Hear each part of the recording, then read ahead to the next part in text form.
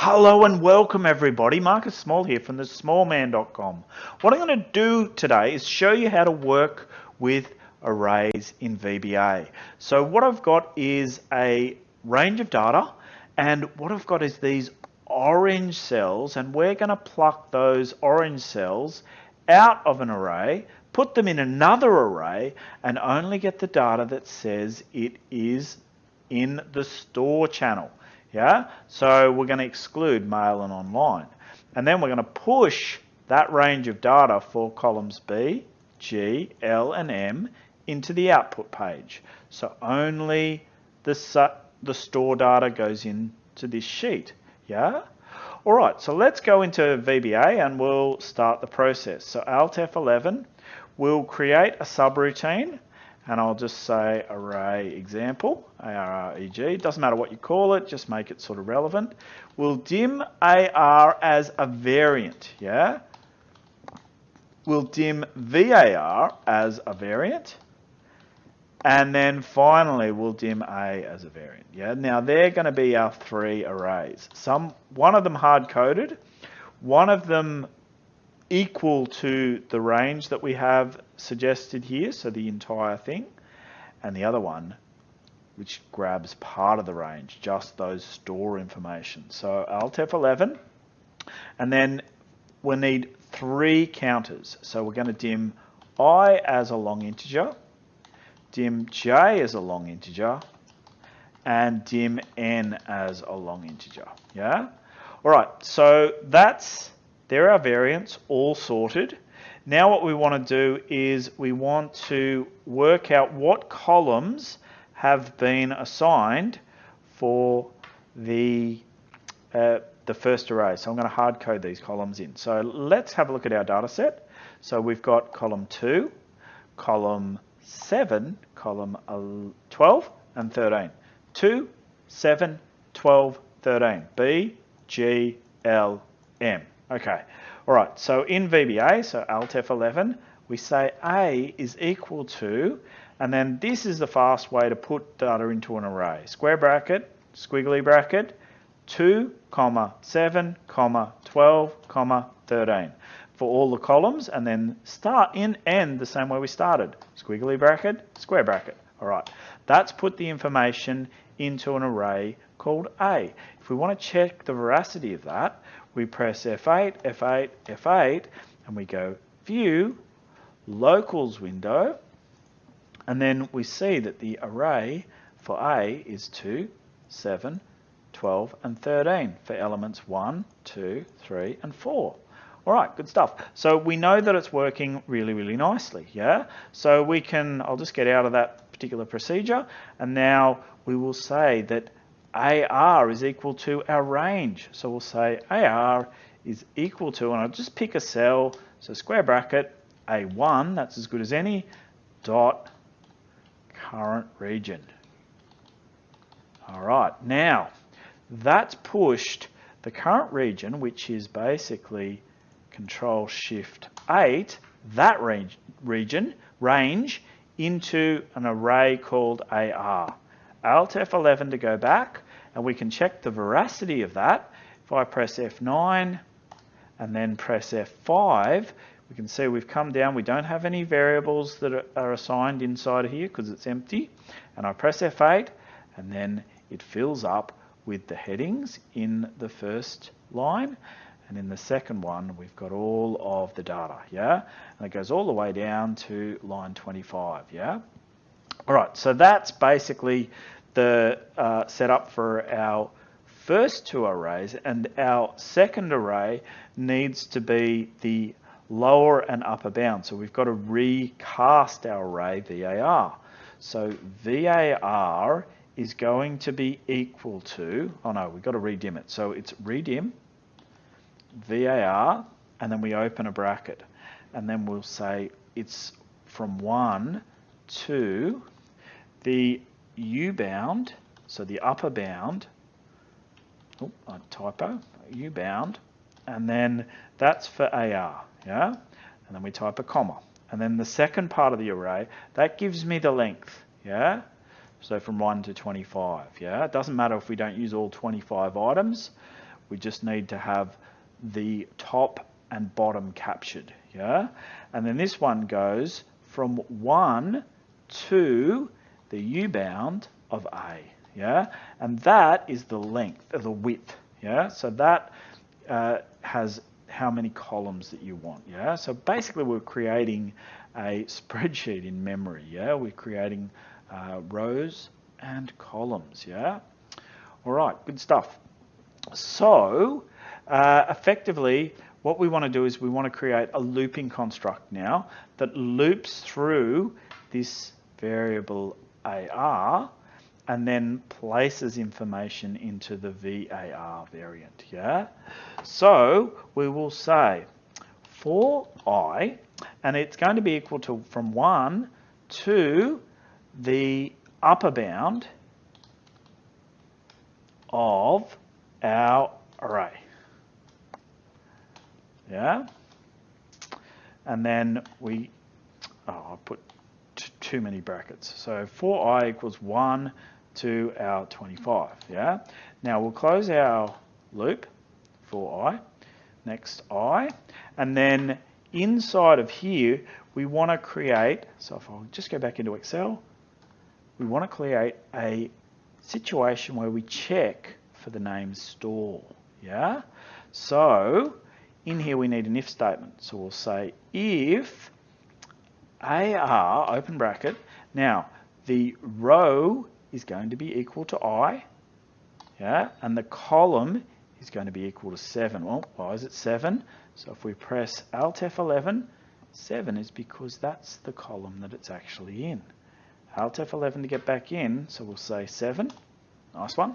All right, so if AR I, 7, if the column for our channel is equal to the term store, yeah, then, yeah, all right. Now we say end if. All right, so that's our if statement. Good stuff. So we've got that trapped. Now we're going to invoke our J loop, yeah? So a J loop is going to be for the columns.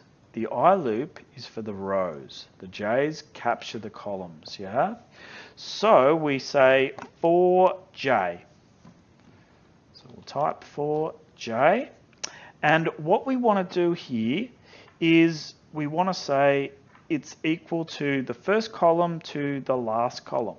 So we'll say for J is equal to 1, 2, it's 4, but we can say that another way. We can say that U-bound A, yeah? Because this has got 4 columns in it, yeah? Now, we'll finish our 4 with the next. We'll say J, so we've differentiated our I and our J looping constructs, yeah? Now, before I get on to the most important one, I just noticed something. I've forgotten to increment or bring in our counter, and our counter is going to be n is equal to itself plus 1. Yeah. Now that will invoke. Well, that allows us to invoke our next line, which is to push the information from the array into the VAR. Now, the first thing that you do is you say VAR, open bracket, and then it's the row, which is our n row, and then comma, our column, which is our j column, yeah? And we close our bracket and we say is equal to, and then we go AR, open bracket, and that is equal to ARI, comma, A, and then open bracket J, yeah? And then that is where it all happens. Everything up until that point is just set up, yeah? And then finally, once we've got that looping construct or double looping construct complete, we have to output the array. So in order to do that, we look at the sheet that we want to put the data. So where do you want to store the information? So we go over here and we say, okay, we want to store it in sheet 3 because that is the worksheet code name just there. So we say sheet 3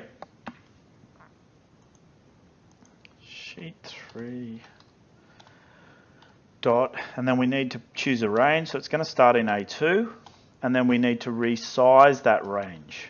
Yeah, resize, and we want to resize it from N, because that's our counter. Yeah, and then we type a comma, and then it's the upper bound of A. Yeah. And we close our bracket. So that's getting resized to be equal to B, A, R, our variable. Yeah. So basically we're pushing the completed variable with only the stored information out of VBA and into Excel. Yeah. All right, good stuff. Let's have a look at actually what's happening under the hood. Yeah, so we'll run through the coding, yeah, and we'll run through it in here so we can actually watch what's happening, yeah. So we might just put a breakpoint here so we don't go past it, and we'll go F8. Okay, so we've started the procedure, and we want to watch the procedure sort of come in. Now the first row in the data set, it does say store, yeah. So in the first instance, we should be hitting our, the first instance is going to be the column headers, so it doesn't matter. The second one will though, yeah, because it's the second line. Now there's a disjoin between the first array and the second array because these ones have got headers. So that's where the N comes in, yeah? And N starts at 1, so the first element in our VAR becomes equal to what our array is over here. So you can see it start to fill up. So the date goes in first. Now that's going to do a 4-part equation here because there's 4 columns. So second goes store, and now the 2 numbers should go in. Yeah, our costs and our sales. Yeah, and then it will move to the next one and say, okay, does it equal store? And it won't. And then we can have a look. So it will fail, win. So it won't work for the 3rd line, the 4th line, but it will the 5th. Yeah. So we go back into VBA. Oh, I've got to click on the sheet.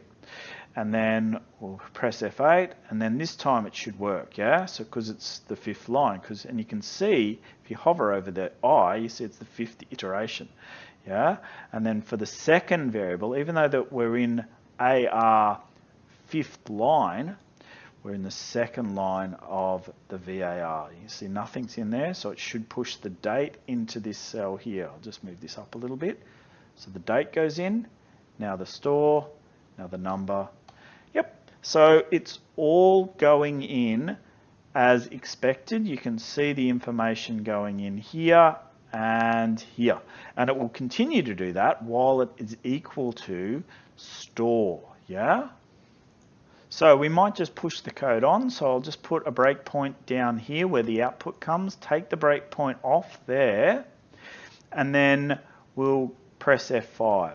So it's got to the very last iteration, and you can see if we go down here, there's information in 7, there's nothing in 8. It doesn't matter that these are empty, yeah, because we're only going to push, if you look at N, the first 7 lines from A2, yeah. So if we have a look at the data set, so if we go over here and we go at the output sheet, there's nothing in there. We can actually watch it happen as it happens. So we'll press Alt F11,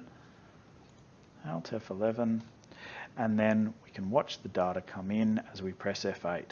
So we'll press F8, the data pops in, and F8 again, and then that's finished the procedure. What's actually happened? We've got only the information that relates to store, and there's effectively our 7 items popping through nicely in there. 1, 2, 3, 4, 5, 6, and 7. And you can see the numbers line up, the 8,000, the 13,000, the 7,000, the 2,000, with the data here, the 8, the 13, the 7, and the 2.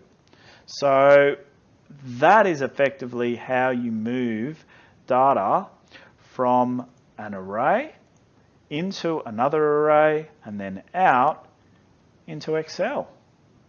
All right, everybody. I hope that's helped, and I hope you have a wonderful day. Take care. Bye.